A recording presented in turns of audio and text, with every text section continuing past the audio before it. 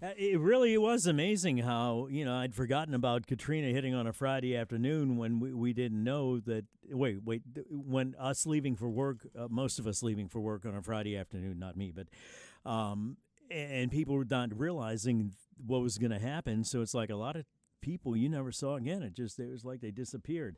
Dr. Brent Wallis joins us now, Chief Medical Officer of People's Health, to talk about health information and misinformation. How you doing, Dr. B? Hey, Tommy, I'm great. How are you? I am okay. It's easy to find health information online. Unfortunately, it's harder to make sure that information is reliable. Dr. B from People's Health is here to debunk some common health myths and share some tips for spotting false or misleading claims. Let's start with some myths. Doc, does cracking your knuckles really cause arthritis? Yeah, that's a good one, but there's actually no connection between cracking your knuckles and getting arthritis. It's really just little gas bubbles that can form between the bones in your fingers, and when you crack them, you're just popping those bubbles, so no harm to be done. I've heard women tell their daughters, you keep cracking that knuckle, you'll never get a wedding ring on your finger. I guess that's a myth as well, right? That is. Do you need to get 10,000 steps a day? No, that's a good one. That recommendation actually has been kind of the gold standard for a long, long time. And where it started from was actually in Japan back in the 1960s. They created a pedometer that tracked your steps, and the Japanese character for the number 10,000 looks like a person walking. And so that's actually why Really? they use that's why they use that number. So it was really just marketing, saying that 10,000 steps is what you needed to get. What you need to get is really consistent exercise whenever you can. So counting steps not that important, really? No, I mean, it's a good way to kind of monitor your activity, but there really is no goal. It's going to be individualized by person. Man, I love the origins of stuff. So the Japanese character for the company looked like a man walking. That's what you're saying? Exactly. Yeah, the character for the number 10,000 looks like a little person walking, and so that's why they chose it. I love that. Do you need to wait 30 minutes before you swim? This is a good one that I used to hear all the time when I was younger. I thought it was an hour. From my parents, yeah. No, so they're really, the thought behind this one is that when you eat, all that blood is going to get diverted to your stomach so you can digest, and then that could result in getting cramps in your arms and legs, and you won't be able to swim.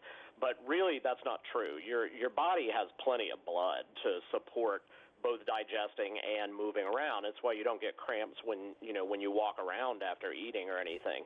So, if you do eat right after eating, you may feel a little bit heavier, you may feel a little bloated, but the most you may get is a little bit of cramping in your legs, but nothing that's going to cause problems swimming. Here's one that movie producers love. Do we really only use 10% of our brains? Yeah, they've made a couple of movies about this, and this is actually not true either. Your brain is constantly active, whether you're awake or you're not awake, and we use different portions of our brain for different things that we do. Reading a book may use one portion, throwing a baseball may use another. So you're tapping different areas at different times, but you absolutely do use 100% of your brain. It's not good when truth gets in the way of a good story, and that's a good story, but where did that myth come from? Yeah, so that one came actually from the early 1900s. There was a Harvard psychologist that published some research saying that people only reach a fraction of their full mental potential. And what happened is that got picked up and popularized when all the self-help movement started, and that happened way back in the 1920s. So basically, they kind of converted it into something that could be more marketable. They put it in books, movies, TV shows, basically saying that, we could have untapped potential to use our brain more than we do. Seems like there's always money behind the myth. Very often, yes. Every morning I weigh myself, and then I take a shower, and then I think about something. For whatever reason, it always pops into my mind that a lady that lived in a neighborhood where I grew up who was obese, morbidly obese probably, was always looking to lose weight, and she said that you could lose weight by taking a shower. And every morning the silliness of that strikes me. But what about things like chewing celery? Does that burn more calories than you take in? Yeah, Yeah, so some people think that. It's not actually true. People say there are some foods that have negative calories, and what that means is that the action of chewing and swallowing and digesting may actually burn more calories than you're actually taking in, and that would be fantastic. But if it were true, everybody would be eating those types of foods, and they really don't exist. You would have to eat so much celery for a very long period of time to get even close to burning the number of calories that you're taking in from the celery itself. Let's talk about health information. Why is it important to find reliable sources?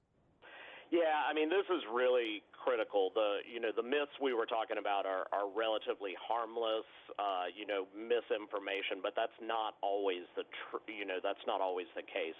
A lot of times misinformation can really lead to bad health outcomes. In particular, if you're rejecting safe, established treatments in favor of unproven ones, that can actually worsen your health, and then unfortunately it may even reduce your trust in the doctors that are trying to care for you. Matter of fact, I just coined a phrase, myth information. Tim, call the Secretary of State, put a mark on that for me, please. I want to own that.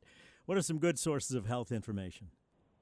Yeah, so in general, you can trust information if it's coming from well-known sources in particular. So you want to look to things like hospitals that you've heard of before, medical schools, and professional organizations. So things like, the Mayo Clinic in Harvard, everybody knows about that, the American Heart Association, or the American Board of Pediatrics.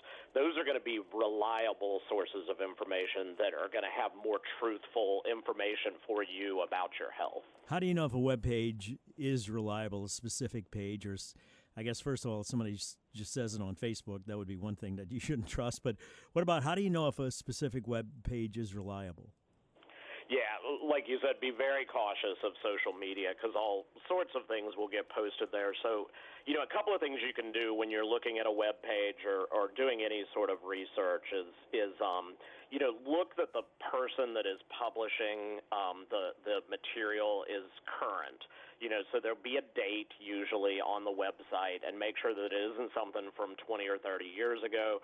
You don't want to make decisions based on out-of-date information. And then the authors are really important as well, and you can generally trust information that's written by healthcare professionals, scientific researchers, somebody who actually works in the field. If it's someone you've never heard of or you can't Google them and find additional information about them, it may not be that reliable.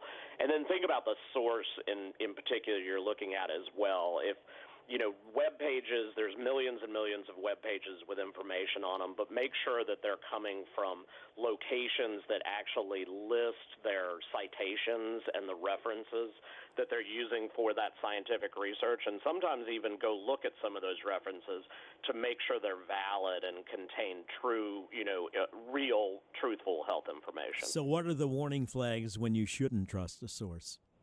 Yeah, there's a bunch of things that you can watch for, but some of the big ones, for example, if a website is making grand claims like, you can lose 50 pounds in 2 weeks, be really wary of that. It's common sense. People know easy solutions to a really complex health problem are probably not true. And if it seems too good to be true, it probably is not. Right. It's not true, right? It's too good to be true. Yeah, exactly. Another thing is if it causes really strong feelings when you read it, did I lose you, Tommy? No, I'm there, Doc. Oh, sorry. I heard the music. No, we're good. Yeah. Take your time. Okay, yeah, if it causes really strong feelings, so, misinformation is really heavy on emotion. It's trying to evoke either anger or fear in somebody, and so if that may be on purpose. So if that happens when you're reading something, it may not be accurate. And then the other big thing to look for is if the website is trying to sell you something, be very wary of it. If you can put your credit card number in there, then that website is actually trying to derive revenue from whatever that they're selling, and that could be misinformation that they're trying to sell as well. Final advice, Doc? Yeah, really, the most important thing is you be careful about the information you're reading. Be careful who you're talking to about your health information. Really, one of the best sources that you have overall is going to be to talk to your physician. You know, if we don't know the information, a lot of times we have access to resources and research. We can go find the information for you. So we're a really good asset. Make sure you use us for that. Thank you, Doc. Purpose. Real quick, somebody texted in, do the ends of bread have more nutrients? They do not. They're just a little bit burned. That was made up by somebody who didn't want to eat the burnt part. Thank you, Doc. Appreciate it. You can visit, to find out more about People's Health, you can visit the People's Health Medicare Center in Metairie. 3017 Vets between North Causeway and Trader Joe's. Appointments are recommended, but walk-ins are welcome. You can go to peopleshealth.com or call them at 1-800-978-9765. Time for traffic, WWL.